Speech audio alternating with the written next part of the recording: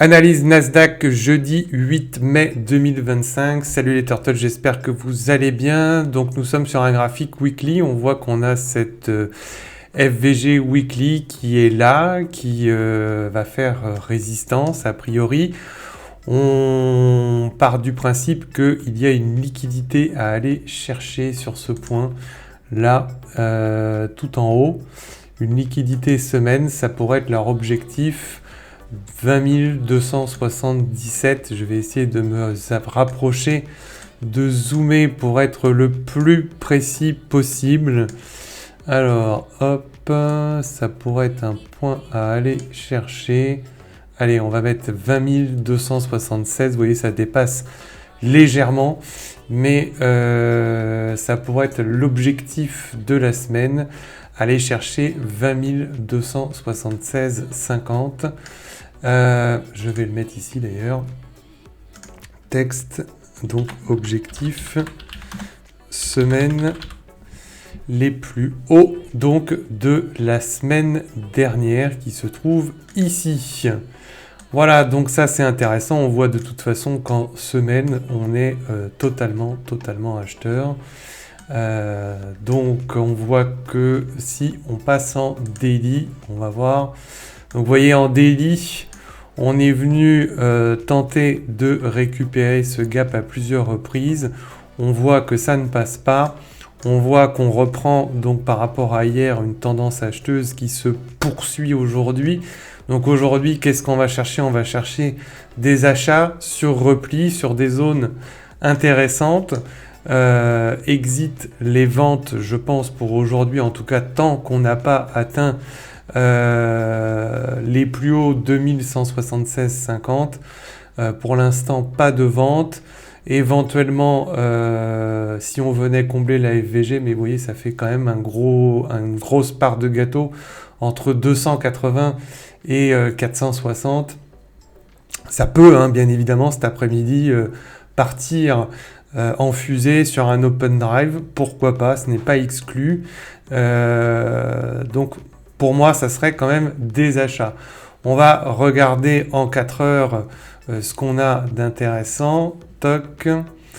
Donc en 4 heures, qu'est-ce qu'on a eu? On a eu une petite fair value gap ici. Alors, fair value gap, ouais, même pas. Il y en a une très légère ici. Celle-ci a été comblée, donc je ne sais pas pourquoi elle apparaît toujours, puisque on a été, ouais, peut-être à un point près, on n'a pas été comblé.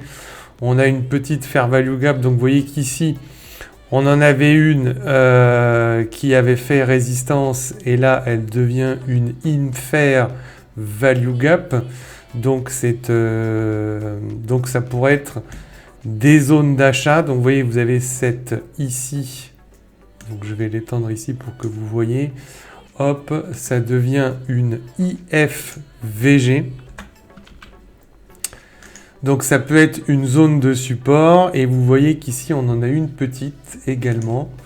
Donc je vais nous la tracer, hop, donc de là à de là, toc, hop. Alors si ça veut bien, on va changer, on va mettre notre beau vert émeraude, voilà. Donc ici on a une petite FVG, hop, si je mets... Je vais vous le faire rapidement. FVG 4 heures. Hop. Voilà. Très légère. Donc pourquoi pas un repli ici dans cette zone. Chercher des achats. Est-ce que ça pourrait faire support? En tout cas, c'est une zone très intéressante. On en a une ici. Également, on va descendre éventuellement sur du 1 heure. Qu'est-ce qu'on a en 1 heure? On a une zone intéressante. Alors on a une zone ici en 1 heure. Alors attendez, je vais supprimer ça pour l'instant. Ça nous sert à rien. Mais sur du 1 heure, on aurait une fair value gap ici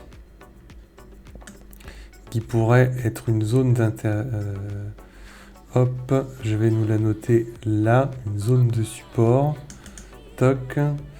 Et puis c'est tout. Après, on en a encore une ici, mais aller aujourd'hui rechercher beaucoup plus bas, j'avoue que j'y crois pas forcément. Retourner sur les 20 000, c'est possible, hein, mais bon, allez, on va se la noter par acquis de conscience. Donc celle-ci, on va choisir une autre couleur, étant donné que c'est du... Qu'est-ce qu'on pourrait prendre? On pourrait prendre du orange. On va se la mettre FVG 1 heure. FVG 1 heure. Voilà. On va se la mettre en tout petit. D'accord. Et puis on en a une autre ici. Si je clone, là, toc. Donc on va venir descendre. On en aurait une ici. Hop. Ici. Toc, toc, toc. Donc voilà. Hop, on est pas mal. Entre... alors attendez, non, ça manque de précision tout ça. Hop.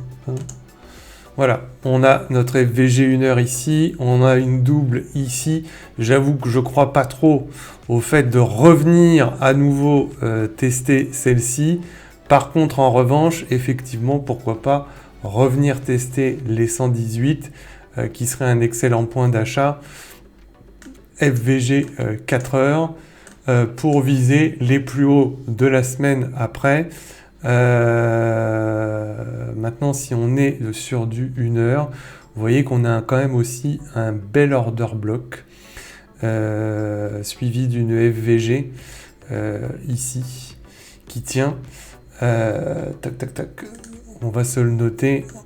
Hop, là, on a un order block 1 heure. Hop, on va se le noter. Hop, order block, toc, 1 heure, ici, qui est plutôt pas mal. Et là, on a aussi une FVG 1 heure, dans laquelle on est en train de tenir. On clôture à l'intérieur. Alors, on pourrait mécher pour venir retester ça et tout remonter. Donc, bon, je vais noter aussi cette FVG là 1 heure, toc, dans laquelle on est actuellement. Toc, toc, toc. Voilà. Hop, donc là, on est sur de la FVG 1 heure. Voilà, je descends pas en dessous, ça sert à rien. Sur le 30 minutes, 15 minutes, ça n'a pas grand intérêt pour nous. Donc voilà, on va regarder ce qui se passe à l'open. Des achats donc dans la zone 20 117, 118 à surveiller. Si vraiment on éclate la zone, là vous voyez que c'est très dense. FVG daily, FVG 1 heure, FVG 4 heures. La zone des 20 040, 20 060 sera une zone d'achat si jamais on y retourne. Mais là, on a déjà un order block en 1 heure puisqu'il est confirmé étant donné qu'on a une FVG qui suit. Donc, c'est un bel order block. Ça peut bloquer. Ça peut venir mécher ici et clôturer 16 heures à l'intérieur, par exemple, aux alentours des 160 pour aller chercher les 276. Voilà, j'espère que cette analyse vous a plu. Si vous souhaitez venir nous rejoindre dans la Turtles Academy, vous avez les liens dans la vidéo. Et puis, je vous dis à très bientôt. Ciao, ciao.